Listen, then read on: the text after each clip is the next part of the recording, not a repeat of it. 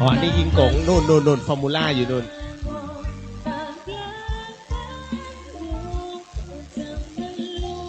นัด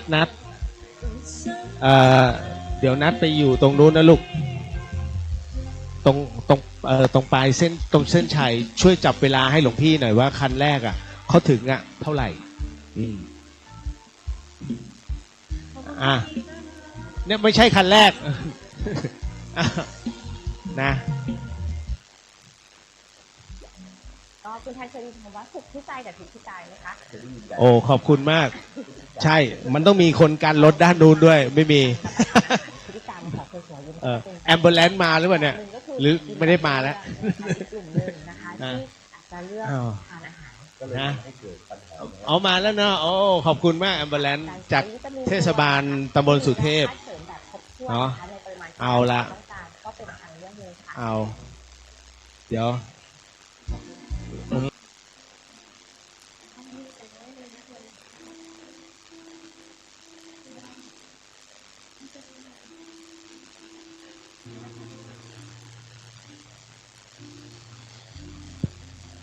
เอาละก็เดี๋ยวขอฟังจากข้างบนก่อนนะขอสัญญาณจากข้างบนแม่คันนั้นลงมาเองถ้ามีอะไรขึ้นมาก็ช่วยประคองท่านนิดนึงนะเฉพาะโยมผู้ชายนะเฉพาะไปประคองท่านอ๋อตัวหนุ่มเนี่ยนะตัวหนุ่มแค่เดินมาตรงนี้ก็หมดแรงแล้ว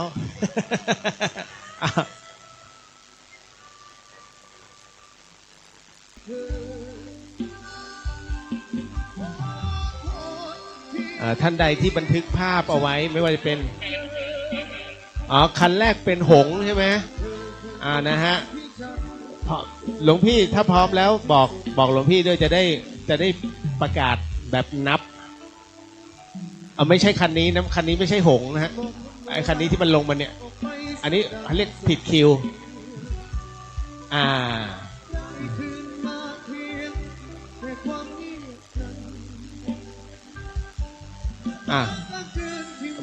ไม่ใช่โขงไม่ใช่หงผิดคัน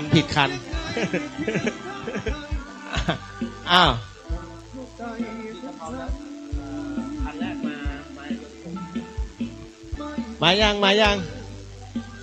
ฮะมาแล้วอ้าวคันแรกกำลังจะลงมาแล้วเตรียมถ้าพร้อมแล้วคันที่หนึ่งมาได้เลยคันแรกลงมาแล้วนะฮะมาแล้วนะฮะเฮ้ยโอ้โหคันนี้พลังธรรมชาติทำจากไม้ล้วนๆไม้ล้วนๆนะฮะเบรกไม่มีนะฮะไม่มีเบรกออกทางมาแล้วเห็นไหมลามาแล้วเอาแล้วเฮ้ยมาเร็วระวังเด้อเอาไปเฮ้ยระวังเด้อเฮ้ยลง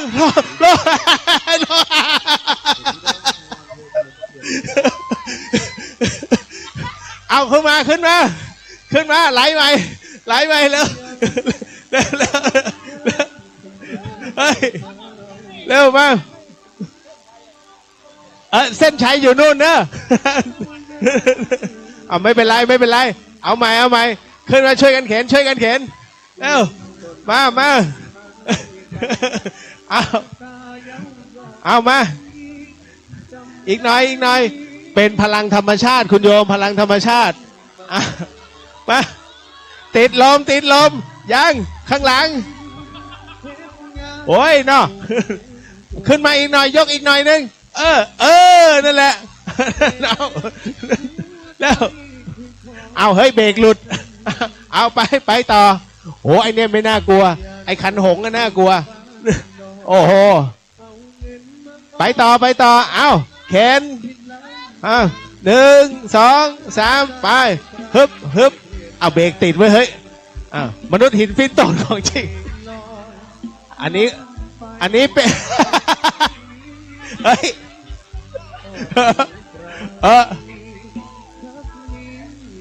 ไปสำเร็จไหม สสสสำเร็จไหมอ๋อไม่ติดล่องยกก่อนยกไปเลยยกไปเลยยกออกยอมแล้วผ่านสำเร็จผ่านไม่ได้เตรียมตัวคันที่สอง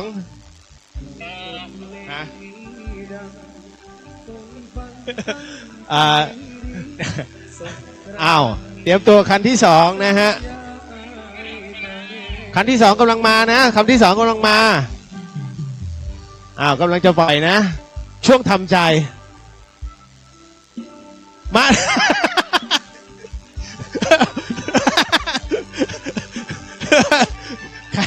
คันที่สองมาแล้วนะครับโอ้คันนี้มังกรนะตอนแรกเป็นมังกรสุดบรรยาย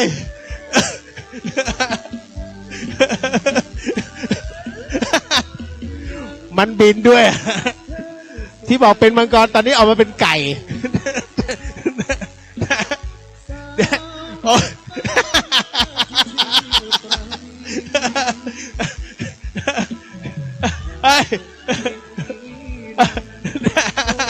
แล้วเบาๆเด้อไหวบ่เฮ้ยรักดีๆนะระวังเนอะเซฟไว้ระวังดีๆนะออกขวาดีๆออกขวาออกขวาออกขวาเนอะเฮ้ยโอ้เจ๋งเลยเฮ้ยโอ้ไปฉลุยเลยเว้ยไก่ไปแล้วเว้ยไก่ไปให้ถึงไปถึง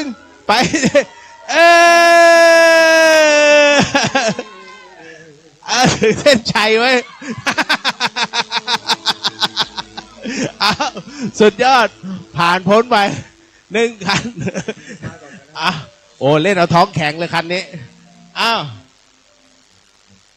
คันต่อมาคันที่3มาเลยคันที่3มาเลยมาแล้วคันที่3มาแล้วนะ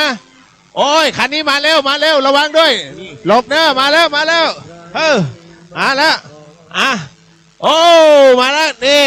นี่2 คนผัวเมียเลยเอาเร็วเฮ้ยไปแล้วเว้ยเฮ้ยระวังด้วยเร็วโอ้โหเฮ้ยมันเร็วเว้ยโอ้เอาไปเร็วเร็วโอ้โหนี่คนขับน้องนะคนซ้อนในไทยนะข้างหลังนะตัวแข็งเลยนะโอ้ผ่านพ้นลงไปโอ้โหทำเวลาดีมากต่อมาคันที่4ไปคันที่4เลยคันที่4นะคันที่4มาเลยโอ้โหไก่เล่นเอาเหนื่อยเลยมาเลย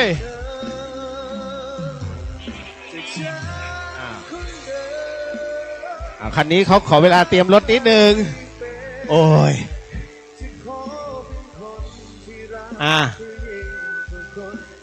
เดี๋ยวถ้าชอบเดี๋ยวปีหน้าเอาอีก แต่ต้องแฟนซีเอานะ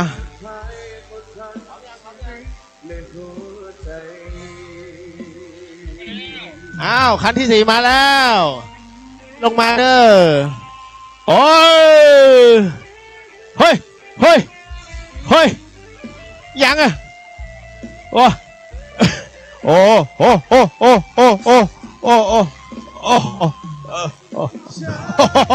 เป็นรถมังกรด้วยเอามังกรเว้ย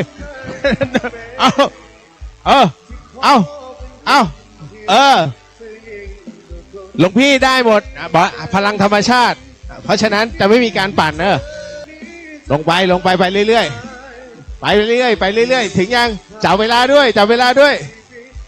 เอ้ยผ่านพ้นไปนะฮะขอเมษาจันทร์โอ้โหเอามาขันต่อมาเอาละคันนี้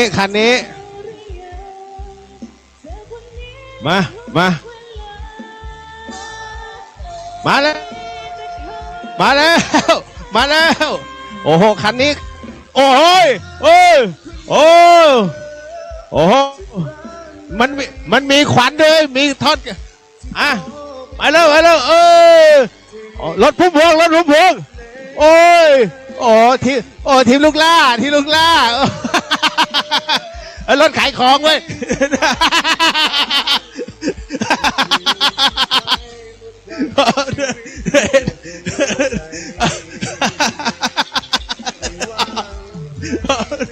เฮ้ย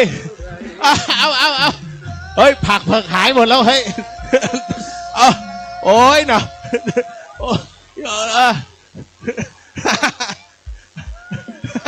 เอา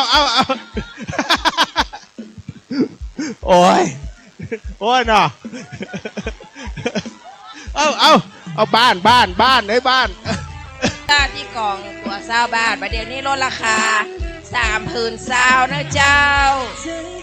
30,000เศร้านะเจ้าพระครูสมุวิศวัตรวรกิโจนั้นได้มอบรางวัลให้กับทุกท่านเนาะที่เข้าร่วมแข่งขันในวันนี้ก็สำหรับผู้ที่เข้ามาแข่งขันเนี่ยกงนะสำหรับผู้ที่ไม่ได้ที่รางวัลไม่ได้แล้วก็มาร่วมแข่งขันหลวงพี่ก็จะมีของที่ระลึกให้มีทั้งสกอตไบรท์มีทั้งขันทั้งหมดทั้งมวลเนี่ยเดี๋ยวจะมอบให้นะมีไอ้นั้นจานสังกะสีถ้วยรางวัลเดี๋ยวหลวงพี่ก็จะแจกให้ทุกท่านส่วนรางวัลชมเชยแล้วก็อะไรนะมันจะมีอันนี้ไม่ใช่อันนี้ของรถอันนั้นยิงกงก็จะมีทั้งเงินรางวัลพร้อมกับทุกรางวัลเลยนะมันจะมีหม้อหุงข้าวมีกาต้มน้ำมีผ้ามีเต็นท์สนามอันนี้ให้พร้อมกับเงินรางวัลเพราะฉะนั้นณวันนี้เดี๋ยวก็หลายๆท่านก็ที่ชนะก็จะได้ไปส่วนผู้หญิงก็จะได้1นะกง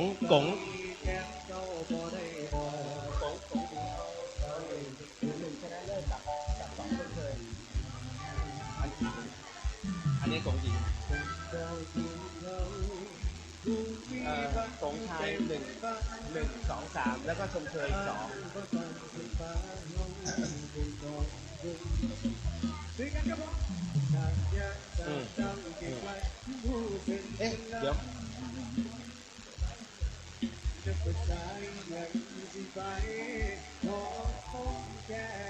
เดี๋ยวต้อง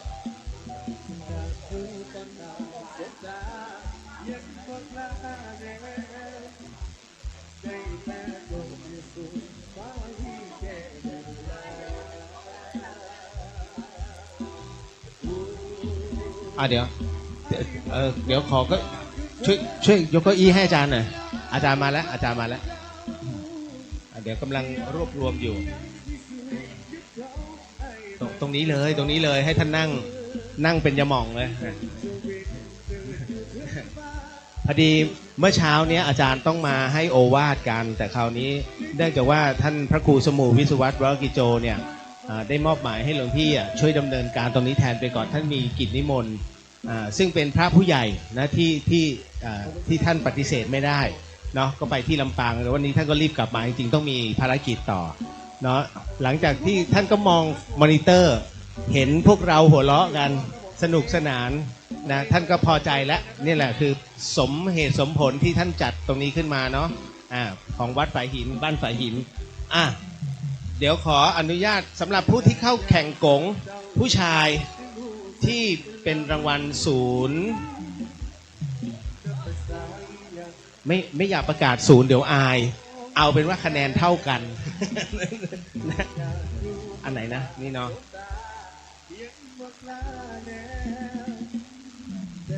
มีใครบ้างเนาะ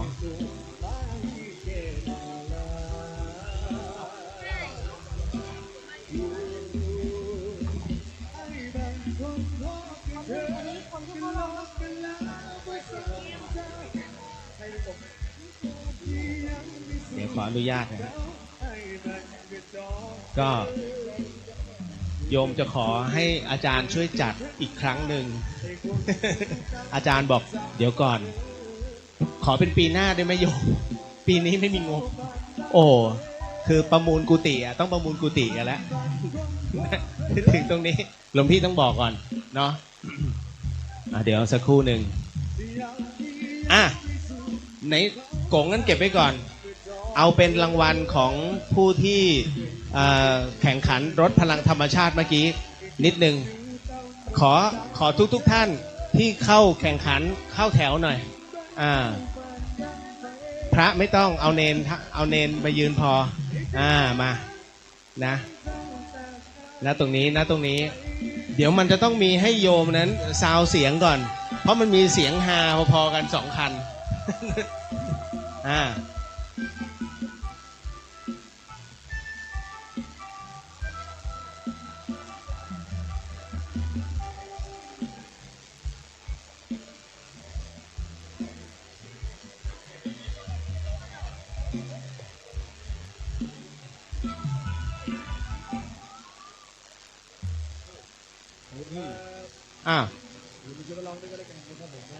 งั้นหลวงพี่ประกาศเลยนะรางวัลเดี๋ยวคุณโยมมันมีอยู่2 คันที่เรียกเสียงฮามากมันมีคันของดาด้าคันรถพุ่มพวงกับไอ้คันไก่เนี่ยที่หลวงพี่ปวดหัวคุณโยมจะให้คันไหนที่เรียกว่าสร้างเสียงหัวเราะให้ได้มากที่สุดฮะไก่เอาใครว่าไก่ตบมือได้ไม่ต้องแล้วล่ะนะให้รับรู้ว่าสนุกสนานเดี๋ยวขอพระอาจารย์นะฮะช่วยมอบรางวัลผู้ร่วมแข่งขันณตรงนี้ให้กับผู้ร่วมเข้าแข่งขันขอตัวแทนมาทั้งหมดด้วยกันกี่5 คนมายืน5 คนตัวแทนน้องเนน1ด้า1มาคุณโยม1เฮ้ยไปยืนตรงนี้สิอาจารย์เดี๋ยวให้อาจารย์ท่านมอบให้ไม่ใช่ไก่นะครับหงเหรอฮะหงนึกว่าไก่มองไงเป็นหง ครับเดี๋ยวขอนิมนต์อาจารย์ให้อาจารย์มอบรางวัลอันนี้ให้น้องเนนฮะสำหรับผู้ร่วมครับมีกล้องขอกล้องครับต่อมาปึ๊บของดาด้าครับอาจารย์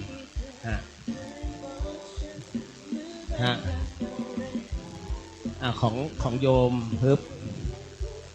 แล้วก็อีกคันหนึ่งใครอีกคันหนึ่งอยู่ไหนนะมาไม่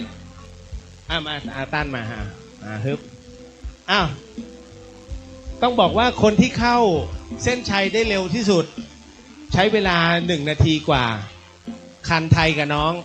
นี่เป็นรางวัลยอดเยี่ยมนะรางวัลทำเวลายอดเยี่ยมทั้งหมดทั้งมวลฮะเดี๋ยวนิมนต์อาจารย์นั่งก่อนอันนี้เป็นรางวัลที่เหลือมาตัวแทนมาด้ามาไปอันนี้อีกอันหนึ่งน้องเนนมาน้องเนนมาเนนเอาไปทำไมเนี่ยไอ้นี่มันเป็นเครื่องปั่นอาหารฮึบไปฮึบไทยฮึบมาโยมมาฮึบนี่เนาะนี่มาอีกเมื่อกี้ใครคันหนึ่งไหนไม่ใช่มาตั้นมาลูกนี่นั่นนี่เรียบร้อยต่อมา เดี๋ยวก่อนมันก็จะมีรางวัลสำหรับตกแต่ง เดี๋ยวนะ ขออนุญาต ขอหลวงพี่ดูหน่อยว่าใครเป็นใคร ชนะเลิศยิงกงหญิง ชนะเลิศยิงกงรองอันดับหนึ่งยิงกงรองหนึ่งสองชมเชย ชมเชยรถแฟนซียอดเยี่ยม อาจารย์ครับเดี๋ยวขอรถแฟนซียอดเยี่ยม คนผู้ที่ประดับรถไก่ฮะไก่ เอ้ยหงมารับปัจจัยฮะสาธุไม่ใช่อาจารย์ผิดอันนี้ฮะอันนี้แฟนซีฮะอันนี้ทำเวลาฮะอันนี้แล้วก็อันนี้เป็นรางวัลรถรางวัลรถที่ทำเวลายอดเยี่ยมอาจารย์ครับเอาทายมารับนั่นเรียบร้อยผ่านไปต่อไปเป็นรางวัลยิงกงสุภาพสตรีเดี๋ยวนะอันไหนวะเอามาหมดใครชื่ออะไรเดี๋ยวฮะอาจารย์โยมปทุมมาอยู่ไหนมารับเฮ้บเดี๋ยวมันมีผู้หญิงอยู่เดี๋ยวมีนี่ยิงกงหญิงนี่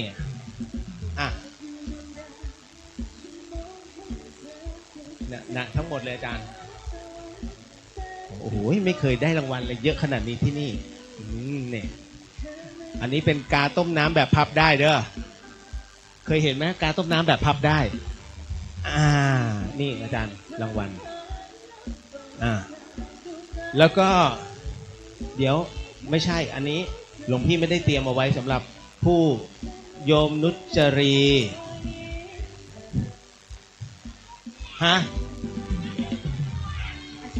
หลวงพี่ยังไม่ได้เตรียมเอาไว้เป็นอันนี้เพราะฉะนั้นหลวงพี่เอาให้ทั้งหมดทั้งมวล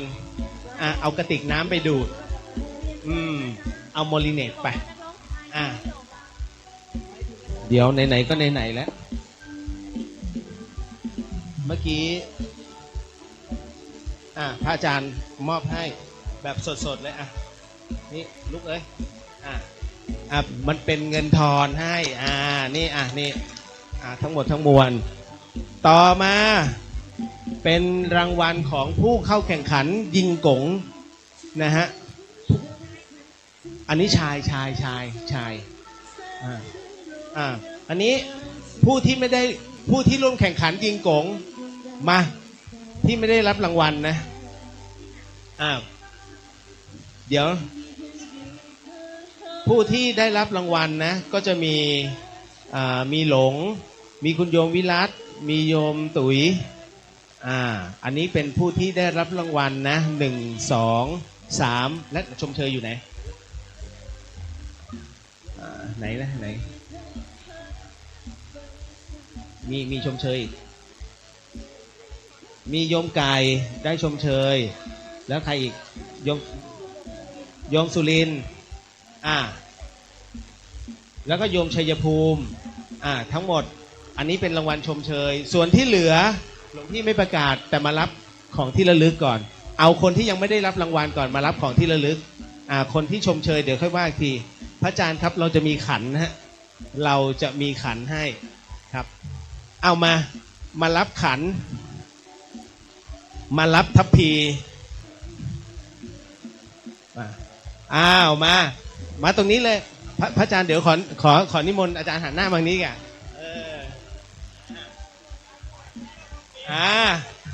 มารับขันและทัพพีอาจารย์เดี๋ยวถ้าหมดแล้วมีสกอตไบรท์ไม่รับไปโน่นอาจารย์นี่นะรับขันชมเชยอันนี้ไม่ใช่ชมเชยนะอันนี้ที่ผู้เข้าร่วมแข่งขันทุกคน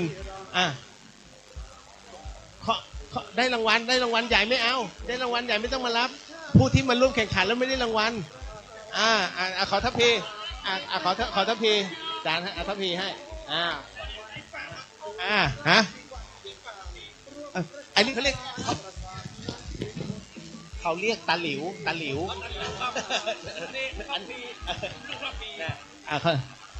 ต่อมาเอาใครอีกมาลูกมารับเอารับไปรับขันต่อมามีใครอีกมีเยอะมาลูกมารับขันไปเร็วฮะเอาทัพพีขอทัพพีครับทัพพีครับมีใครอีกต้องมีฮะไหนเพราะจากนี้เป็นรางวัลใหญ่นะอดนะมาเร็วมาฮะรับแทนได้ไปทำจานถ้าสกอร์เอาขันไหมเอาขันมีใครอีกหมดแล้วนะฮะเอาผู้หญิงมาผู้หญิงมาผู้หญิงมารับขันไปเอาล่ะดูแปลกๆกันรับขันนะผู้หญิงรับขันอันนี้ไม่ใช่ขันครูนะไม่ใช่ขันครูหมดแล้วทัพพีอาจารย์ทัพพีให้โยมอาจารย์ทัพพีให้มาเนี่ยทัพพีให้โยมจบหมดแล้วนะผู้หญิงผู้ชายหมดยังหมดแล้วมาคราวนี้ต่อมาเป็นไม่ใช่รางวัลชมเชยก่อนอยู่ไหนชมเชยโยมไก่ชมเชยมาเข้าแถวไว้มีใครอีกโยมสุรินทร์มาเข้าแถวไว้หลวงพี่เอามาหลวงพี่ต้องเตรียมเพิ่มโยมภูมิ3 คน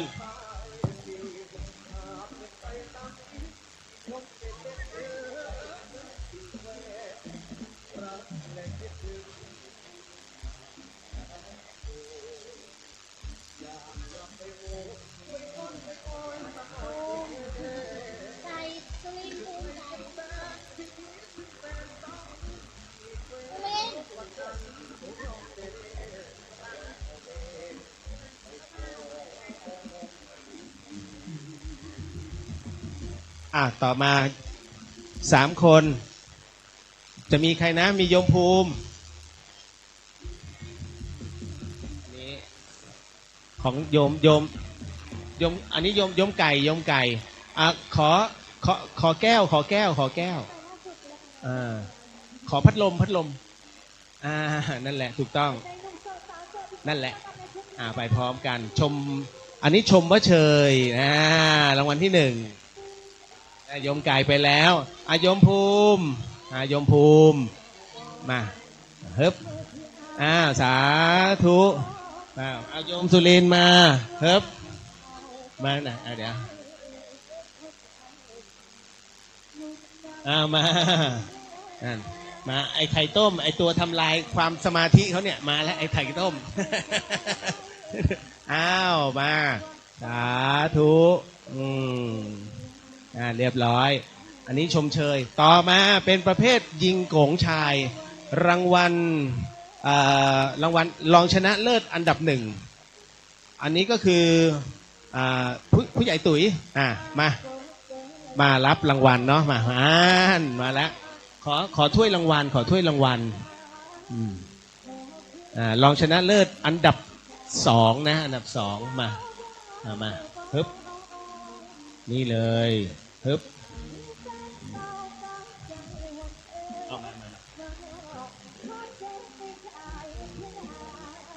อาจารย์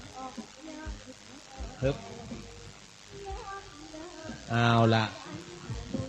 ต่อมาโยมรองชนะเลิศอันดับ 1โยมวิรัตเอาล่ะเดี๋ยวมาฮึบแม่มันเยอะโยมวิรัตเอาล่ะขอถ้วยรางวัลนี่เลยแม่นี่หมดทุกสิ่งมันนี่รองชนะเลิศอันดับ 1เอาล่ะสาธุรางวัลต่อไปรางวัลที่ 1ผู้ที่ไม่มีอะไรความไหวหวั่นลงทุกเม็ดเมื่อเขาง้างหนังกระติก นักเลงหนังกระติกประจำบ้านฝายหินครั้งที่หนึ่งได้แก่โยมหลงโอ้โหนี่พร้อมกับปัจจัยและเงินรางวัลนี่นะโอ้โหนี่อาจารย์สาธุสาธุเป็นไงล่ะเอาละก็เดี๋ยวหลวงพี่จะขอ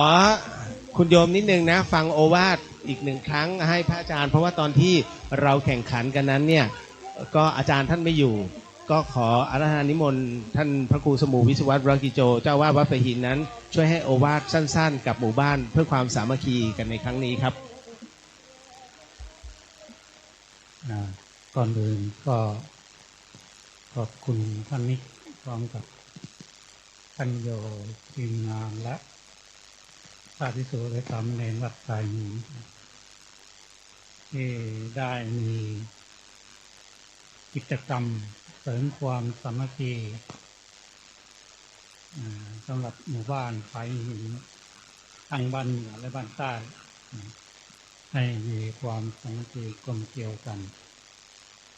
ถ้าไม่มีกิจกรรมพวกเราก็ไม่ได้มาร่วมกันหรือว่าจุดศูนย์กลางของเราก็อยู่ที่วัดฝายหินซึ่งเป็นวัดของคณะสัตยาทุกท่านไม่ว่าจะใกล้หรือไกลโดยเฉพาะบ้านเหนือและบ้านใต้อย่าไปทะเลาะกันมีความสามัคคีกันที่เราจัดกิจกรรมนี้ขึ้นมาก็เพื่อให้พวกเราสามัคคีกันมีอะไรก็ช่วยเหลือซึ่งกันและกัน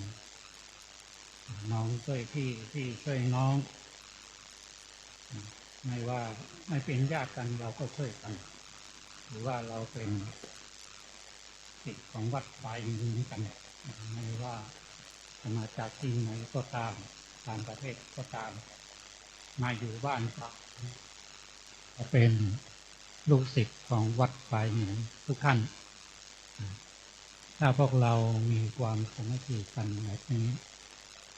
พระภิกษุสามเณรก็จะได้ฉันอาหารที่อร่อยเหมือนกับญาติโยมที่ขึ้นไปบนวัดฝายหินถ้าท่านใดที่ไม่เคยขึ้นไปก็ขอเจริญพรขึ้นไปเที่ยวขึ้นไปนั่งเล่นไปกินกาแฟทั้งกาแฟดำกาแฟที่มีวันก็มีหมดเลยที่วัดที่หลวงพ่อโตในการต้อนรับก็ขอขอบคุณขอบใจคณะสัตยาทุกท่านที่มาร่วมงานวันนี้ใครคิดว่าปีหน้าจะให้มีขอตบมือดังๆหรือว่าสาธุดังๆอันนี้ต้องคุยกับทีมงานก่อนนะคุยกับทีมงานก่อนดังนั้นวันนี้ก็ขออนุโมทนากับพวกเราทุกท่านทุกคนที่มาร่วมกันในกิจกรรมเสริมความสามัคคีของคณะสัตยาของเราทุกท่านบุญกุศลที่พวกเราได้ทำในวันนี้จงมาเป็นตบะเป็นเดชะเป็นพลวัตปัจจัยอุดหนุนนำส่งให้กับพวกเราทั้งหลายให้มีความสุขความเจริญมีสุขภาพที่แข็งแรงคิดสิ่งใดประสงค์สิ่งใดก็ขอให้สิ่งนั้นจงพันสำเร็จจงพันสำเร็จทุกท่าน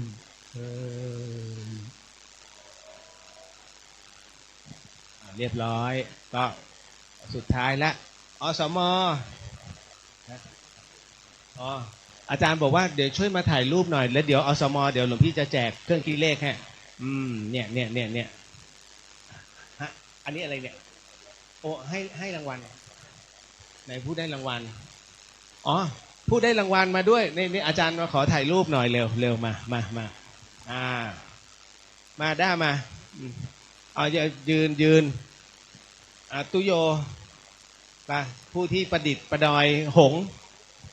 คิดได้ยังไงวะลงมาเอาหงลงมาปึ๊บนะเอามานะไอ้ที่อึ้งก็คือให้ออฟกระพือปีกปุ๊บทำไปได้เอาเลย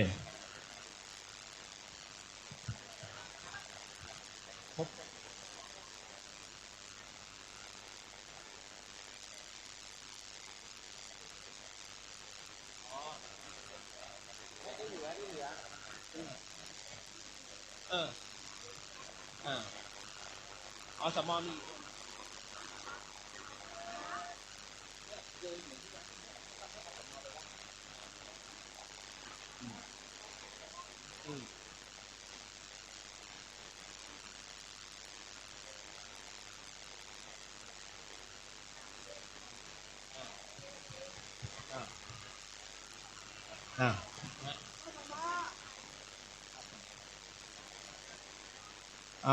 เอาสมเอามารับของที่ระลึกจะได้ไม่เสียเวลาเอาเนาะตรงนี้มาเอามาตรงนี้เอาเลยรับไป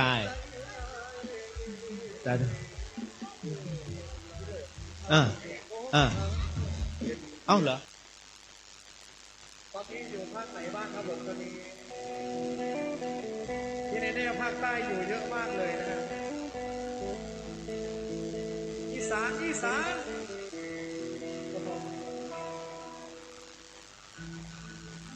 คนอีสานนั่งช่วยกันร้องเพลงนี้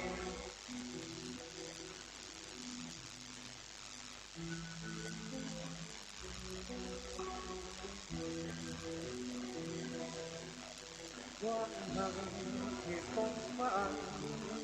ยกให้เจ้าทุกอย่างแล้วออก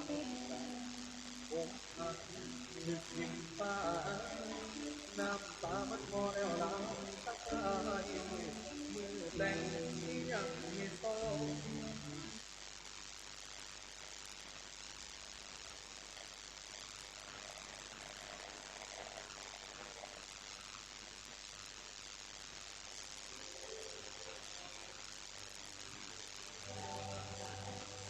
ฉันไม่รู้จะรักยังไงดี